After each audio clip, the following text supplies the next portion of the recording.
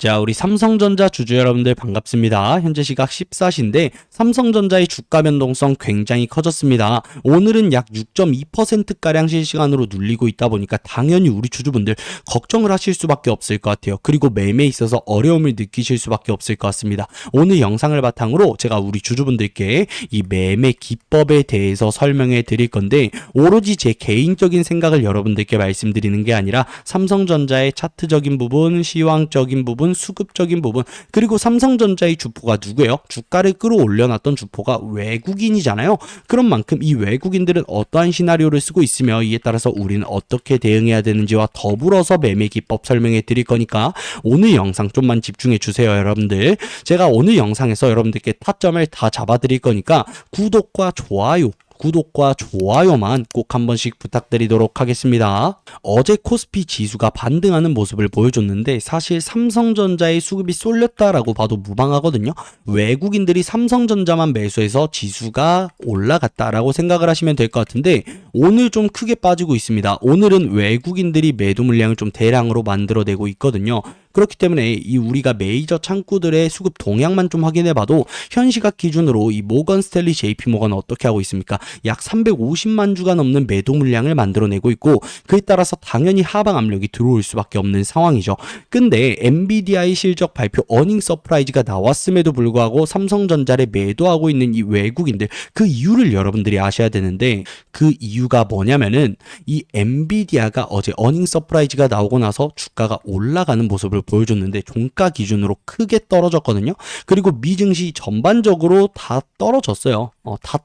정말 다 떨어졌는데 그 이유가 뭐였냐면, 이 엔비디아가 어닝 서프라이즈 나오고 난 이후에 두 가지의 의문점이 제기가 됐습니다. 첫 번째는 엔비디아가 돌려막기식 매출을 내고 있다, 순환식 매출을 내고 있다라는 이슈가 나왔는데 사실 이건 크게 신경 쓰실 필요가 없고, 두 번째가 중요한 거예요. 두 번째가 이 엔비디아의 매출 채권이 늘어나고 있고 실제로 많이 늘어났다라는 이슈가 나왔거든요. 보시면은 엔비디아의 매출 채권이 늘어난 것이 투자자를 불안하게 만드는 것 같다면서 제품이 그렇게 잘 팔린다면 정작 현금이 제때 들어오지 않는 것이 의문이라고 해석됐다라는 이슈가 나왔는데, 이게 뭔 말이냐면은 엔비디아에서 공급한 그 물량의 대금을 받지 못한 부분이 굉장히 많아지고 있다라는 거죠. 그렇기 때문에 우리가 이러한 부분은 어떻게 할 수밖에 없어요? 우려감으로 느낄 수밖에 없고 계속해서 봐야 되는 부분이라고 여러분들께 말씀드릴 수 있을 것 같습니다.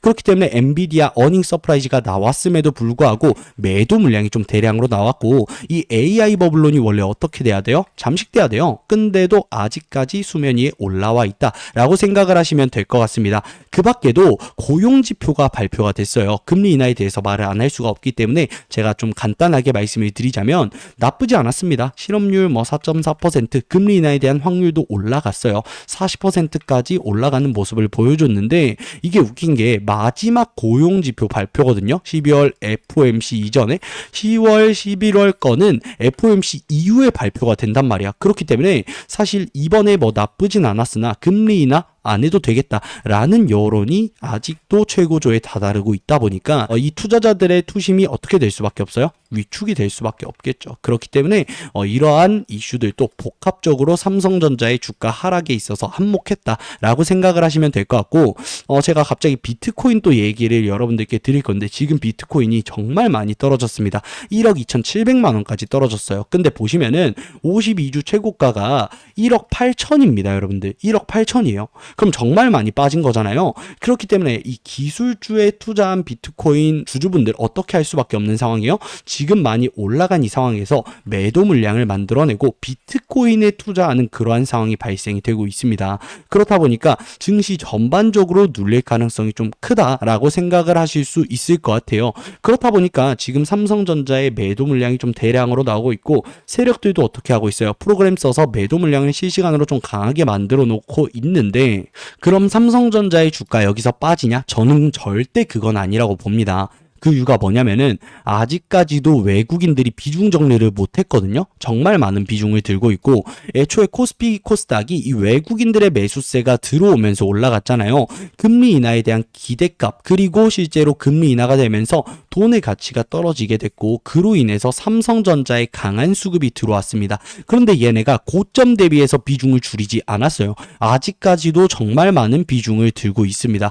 그렇다 보니까 지금 구간에서 주가가 빠지게 된다라고 하면은 누가 손실을 가장 크게 보는 상황이에요? 이 외국인들이 가장 크게 손실을 보는 상황이에요. 그렇다 보니까 저는 지금 구간에서 주가가 굉장히 크게 눌린다? 전 이건 아니라고 보거든요. 사실 오늘 개파락 나오면서 매도 물량이 좀 크게 나왔는데 거래량을 보시면은 그렇게 높지 않습니다, 여러분들. 거래량이 그렇게 많이 나오지 않았고 외국인들이 본격적으로 비중을 줄이기 시작하는 건 언제다? 한 번의 반등이 나왔을 때, 즉 1파, 2파, 3파, 4파에 대한 시그널이 끝나고요. 5파 고점 부근에서 얘네가 비중을 확 줄여가지 않을까 싶습니다. 왜냐면은 지금 구간에서 당연히 외국인들이 주가를 올려놓은 만큼 얘네의 평단가가 어떻게 되어 있어요? 쉽게 생각해 보자고요. 얘네의 평단가가 높아져 있단 말이야. 그렇기 때문에 얘네가 지금 구간에서 매도한다라고 하면은 당연히 세력이라고 불리는 외인들이 손실을 보는 상황이에요.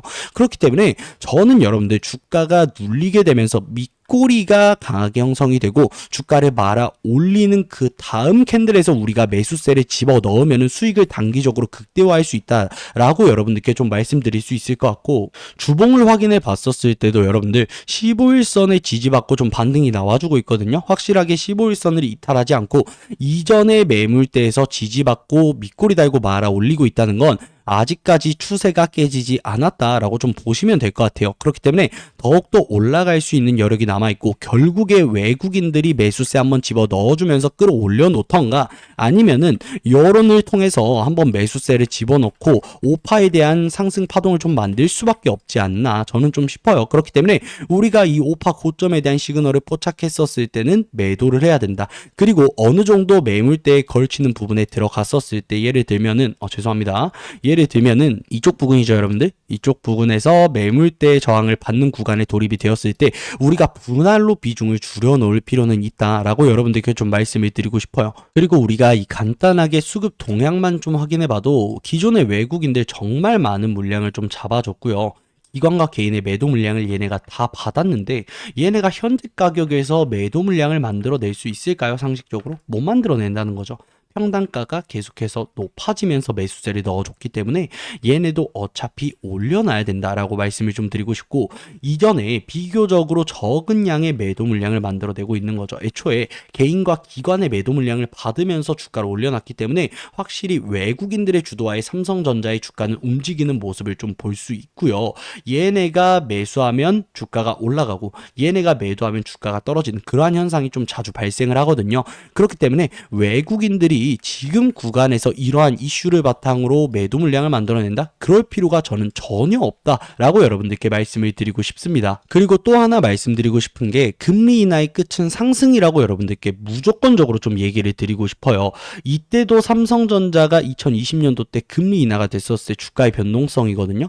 4만원 부근에 위치해 있었는데 얘네가 어떻게 됐다? 단기간에 10만원 부근까지 좀 올라가는 모습을 보여줬습니다. 제가 여러분들께 괜히 이런 식으로 말씀을 드리는 게 아니라 지금 금리 인하가 된 이유가 뭐예요? 고용지표가 부진하게 발표가 됐기 때문에 경기 침체로 이어지는 걸 막자는 취재로 금리 인하가 이루어진 거란 말이에요. 그래서 제가 금리 인하의 이전의 사례를 좀 가지고 와봤어요. 여러분들 보시면은 1980년부터 2024년까지 44년이라는 기간 동안 총 11번의 금리 인하를 통계적으로 모아놓은 표인데, 익스펜션이 뭐예요? 경기가 좋았을 때 한 금리 인하예요. 리셉션이 경기 침체기, 고용지표의 부진으로 인한 금리 인하, 그리고 올 레이트 컷 사이클스가 둘 다 모아놨다라고 생각을 하시면 될 것 같습니다. 우리가 봐야 되는 게 이 파란색 선인데 보시면 금리 인하 이전에 기대값으로 수급이 들어오죠. 그리고 금리 인하가 되고 나서 수급이 들어와요. 그리고 3개월 차 때 눌렸다 갑니다. 12월 금리 인하에 대한 불확실성이 여론의 최고조로 달한 것도 금리 인하 이후 3개월이 지난 시점이죠. 그렇다 보니까 3개월 때 눌리고 나서 저점에서 세력들 매집 이후에 결국에 끝은 뭐다? 상승이다. 그렇기 때문에 지금 구간에서 여러분들이 마냥 12월 금리 인하에 대한 불확실성에 걱정하셔서 매도를 가져간다? 전 이거는 아니라고 보죠. 물론 우리가 고점에 대한 시그널이 포착이 되었을 때는 분할로 매도를 가져가면서 현금성 자산을 확보해 놓고 추후에 눌림목 구간에서 저점 매수를 하는 게 손실을 최소화하면서 수익을 극대화할 수 있는 방법이지만, 아까 말씀드렸다시피 외국인들의 평단가가 높아지면서 외국인들의 매수세가 늘어나면서 주가가 올라가게 됐고, 그로 인해서 5파 고점에 대한 시그널이 아직 포착되지 않았는데 지금 마냥 주가가 떨어진다 해서 매도를 가져간다? 저는 이거는 분명히 아니라는 거죠. 결국에 금리 인하의 끝은 뭐다? 상승이다. 여러분들 절대 이걸 잊지 않으셨으면 좋겠습니다. 그리고 이 메이저 창구의 3달이라는 기간 동안의 수급 동향을 좀 확인해 보면 얘네 아직까지도 정말 많은 물량 들고 있거든요. 지금 구간에서 얘네가 이걸 정리한다라고 했었을 때 주가 어떻게 됩니까, 여러분들? 정말 반토막 날 수도 있는 상황입니다. 근데 얘네가 이걸 정리할까요? 왜? 얘네가 손실을 보는 상황이라니까.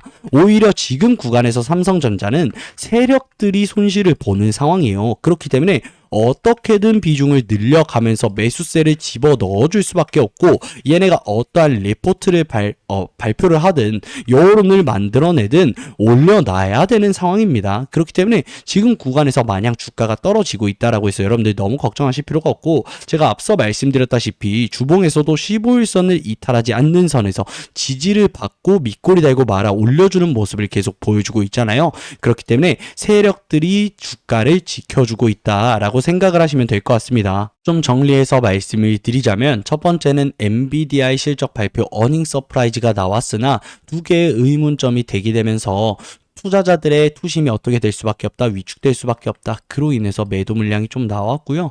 두 번째는 금리 인하 FOMC 이전에 발표가 됐는데 확률이 40%까지밖에 올라가지 못했죠. 그렇기 때문에 되지 않을 가능성이 높다라는 여론이 여전히 최고조에 다다르고 있고 이는 투자자들의 투심을 어떻게 만들 수밖에 없다? 위축되게 만들 수밖에 없다. 그로 인해서 매도 물량이 나올 수밖에 없는 상황이다. 세 번째는 엔비디아의 실적 발표가 나왔으나 제가 앞서 말씀드렸다시피 두 가지 의문점이 제기가 되면서 AI 버블론이 잠식되지 않았다라고 좀 말씀을 드리고 싶고 네 번째는 비트코인의 가격이 떨어지게 되면서 이거 왜 뜨냐? 죄송합니다. 계속 뜨네요.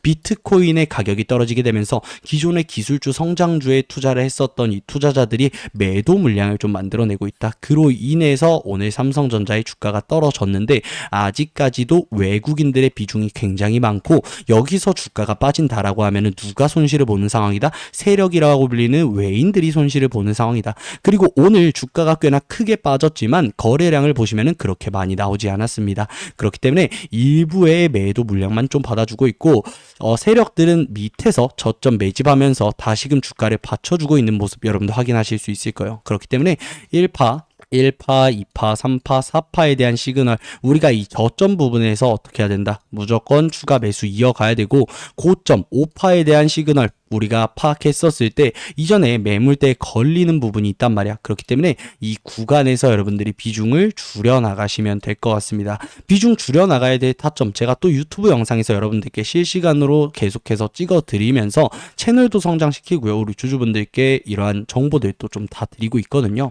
그렇기 때문에 구독과 좋아요만 꼭 한 번씩 해주시고요. 계속해서 이러한 시황적인 부분 그리고 타점적인 부분 그리고 여러분들 궁금하신 거 또 남겨주시면은 제가 확인 후에 계속해서 여러분들께 브리핑 좀 해드리도록 하겠습니다. 그리고 이 삼성전자의 장기적인 관점으로 봤었을 때 제가 앞서 금리 인하표 보여드렸죠. 이전에 44년 동안 11번의 금리 인하가 어떻게 움직였는지 여러분들께 좀 확인시켜 드렸잖아요.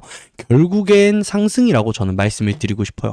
정말 우리가 볼 수 없는 그러한 가격까지 올라갈 시기가 됐다라고 말씀을 드리는 게 제가 이것도 빼놓을 수가 없는데 얘네가 저점에서 비중을 얼만큼 늘렸어요, 여러분들?